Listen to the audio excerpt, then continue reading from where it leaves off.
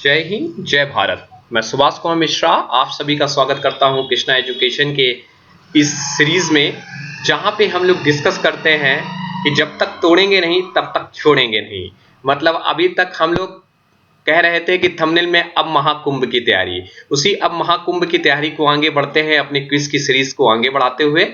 और आज डिस्कस करते हैं कि हम लोग यूनिट 1 के कुछ इंपॉर्टेंट क्वेश्चन डिस्कस कर चुके थे। आज हम लोग डिस्कस करेंगे बीम और ट्रसेस के कुछ इंपॉर्टेंट क्वेश्चन, जिसको स्टार्ट करते हैं। जैसा कि थंबनेल में हम लोग का है कि जब तक तोड़ेंगे नहीं तब तक छोड़ेंगे नहीं। जब तक यहाँ पे एक एक यूनिट का हम लोग डिस्कशन करेंगे नहीं पेपर तक, तब तक इस चैनल पे आपको पांचों यूनिट का दावा है कि एक एक क्वेश्चन मिलेगा आपको। राउंड अबाउट 500 क्वेश्चन की ऑब्जेक्टिव सेट लाया हूं, जो आपको डेफिनेटली परीक्षा की खोपड़ी में छेद करेंगे। सो हम स्टार्ट करते हैं इसी थंबनेल से कि इस बार नस्से नाबूद करना है सभी परीक्षा को और एक एक क्वेश्चन को बिल्कुल ब्रीफली डिफेंड करना है। सो set let's start with this. हम लोग थोड़ी सी थ्योरी डिस्कस करते हैं, फिर इसके बाद हम लोग क्वेश्चन को डिस्कस करेंगे जैसा हमारा पैटर्न रहता है।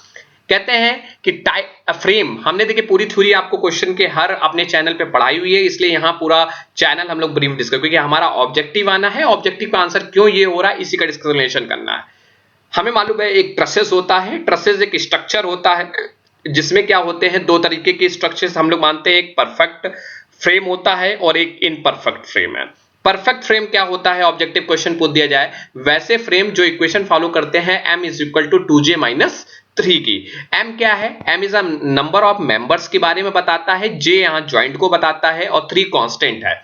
जब m is equal to 2j minus 3, इसका मतलब है मैथमेटिक्स के अनुसार LHS is equal to RHS। इस इक्वेशन में जब LHS is equal to RHS हो जाएगा, number of members is equal to number of joint के बराबर हो जाएगा। इस तरह के जो फ्रेम होंगे, इस तरह के जो ट्रसेस होंगे, वो आपके क्या कहलाएंगे, परफेक्ट फ्रेम कराएंगे।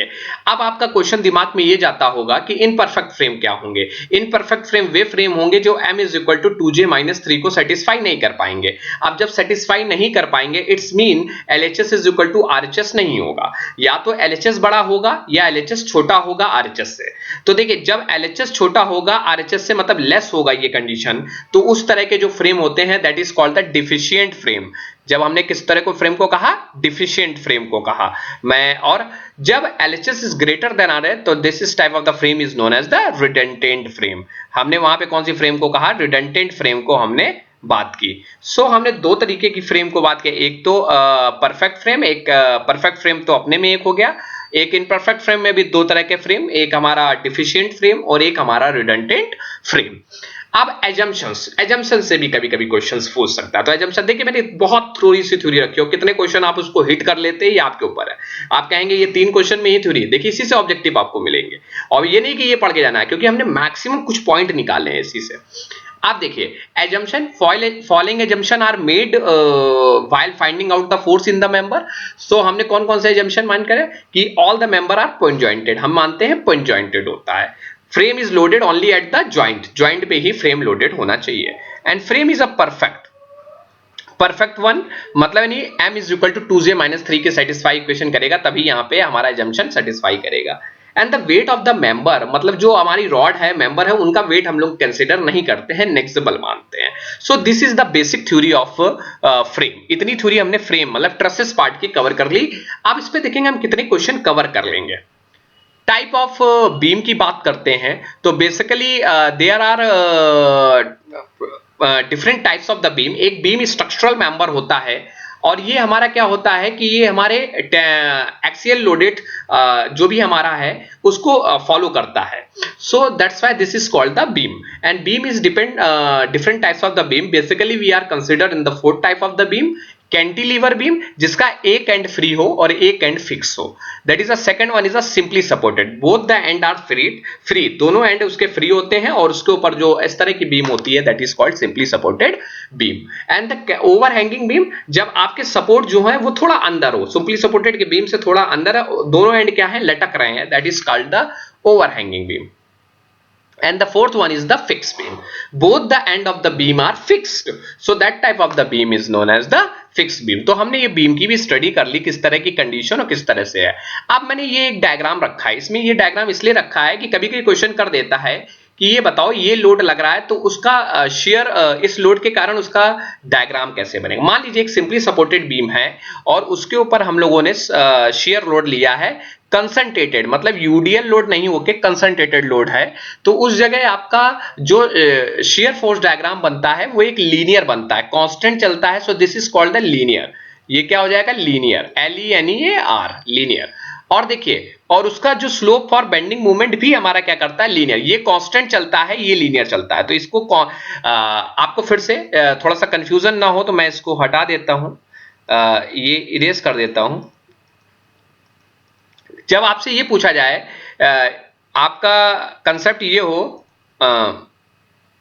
आपका कंसेप्ट ये हो कि जब आपका कंसंट्रेटेड लोड किसी बीम पे दिया जा रहा है तो वहां पे उसका शेयर फोर्स कैसा बनता है? कांस्टेंट लाइन बनता है, और उसका जो बेंडिंग मोमेंट होता है वो लीनियर वेरी करता है। यूनिफॉर्मली डिस्ट्रीब्यूटेड लोड हो, वही सिंपली सपोर्टेड बीम में, तो वहां पे जो उसका शेयर फोर्स होता है वो लीनियर हो जाता है, और उसका जो बेंडिंग मोमेंट हो जाता है वो पैराबोलिक हो जाता है। एक एक नंबर में हमें देख रहे हो तो आपको एक आइडिया होना चाहिए पैराबोलिक क्यों पैराबोलिक हो जाता है, क्योंकि it depend, UDL load depend करता है लेंथ के ऊपर। तो यूडीएल को जब लोड में कन्वर्ट करते हो तो क्या होता है? W इंटू एक्स होता है, और जब मूवमेंट लेते हो तो क्या हो जाता है? W इंटू एक्स, तो मतलब एक्स स्क्वायर। तो ये पैराबोला की इक्वेशन हो गई, और ये लीनियर की। यहाँ जो कंसंट्रेटेड लोड होता है वो सीधे लोड ही होता है उस पर, और यहाँ क्या होता है? W इंटू एक्स जब मूवमेंट लेते हो, तो ये लीनियर हो गया, ये कांस्टेंट हो गया, ये आपका लीनियर, ये पैराबोलिक। जब यूवीएल होता है तो यूवीएल को कैसे बनाते हैं? Half load into x. तो ये पैराबोलिक हो जाता है जब यूवीएल, और ये क्या हो जाता है? क्यूबिक हो जाता है। सो ये बेसिकली क्वेश्चन यहां से भी फ्रेम हो सकता है कि कौन से लोड लगाने पे आपका शियर फोर्स और बेंडिंग मूवमेंट किस तरह से बनता है। अब कुछ क्वेश्चन बीम में इस तरह से आ जाते हैं, कहां पे बेंडिंग मूवमेंट मैक्सिमम होता है उसकी वैल्यू बताओ, तो वो हम आपको वैल्यू क्वेश्चन में ही बता देंगे, और हमने अपने सीरीज में भी उस तरह की क्वेश्चन को डिस्कस किया। लेकिन एक पॉइंट बहुत पूछता है, एक नंबर में पूछ सकता है कि आप बताइए कि जहां बेंडिंग मूवमेंट डायग्राम में साइन चेंज होता है पॉजिटिव टू नेगेटिव, वो पॉइंट क्या कहलाता है? वो पॉइंट ऑफ कंट्रा फ्रैक्चर कहलाता है, या इन्फ्लेशन पॉइंट कहलाता है। तो ब्रीफ में मैंने ये थ्योरी कर, देखिए अब मैं ये नहीं कह रहा हूं कि ये थ्योरी पूरी कवर कर ले रही, लेकिन मैं आपको अपने क्वेश्चन के हिसाब से जो सेट लाया हूं वो इस थ्योरी के पार्ट में आपको कुछ हेल्प करेगा, जो आपको कुछ आइडिया देगा। So this is the basic theory of set. So मैं स्टार्ट करता हूं पहला question. In a perfect trusses, एक कोई परफेक्ट ट्रसेस है, the number of the member are perfect trusses. तो आपको हमने पहली थ्योरी पढ़ाया था परफेक्ट ट्रसेस में क्या है कि आपका जो m is equal to 2j minus 3 होता है। तो m is equal to 2j minus 3, this is the मतलब number of member is equal to किसका बराबर होना चाहिए? इसके बराबर होना चाहिए 2j माइनस 3 के। So first answer is a correct. अब देखिए हमें थ्योरी से मिल गया। इन द मेथड ऑफ सेक्शन, अच्छा आपको मालूम है ट्रसेस में जब नंबर ऑफ हमें ज्वाइंट फाइंड करना होता है उसमें दो मेथड होता है, या तो मेथड ऑफ ज्वाइंट या मेथड ऑफ सेक्शन।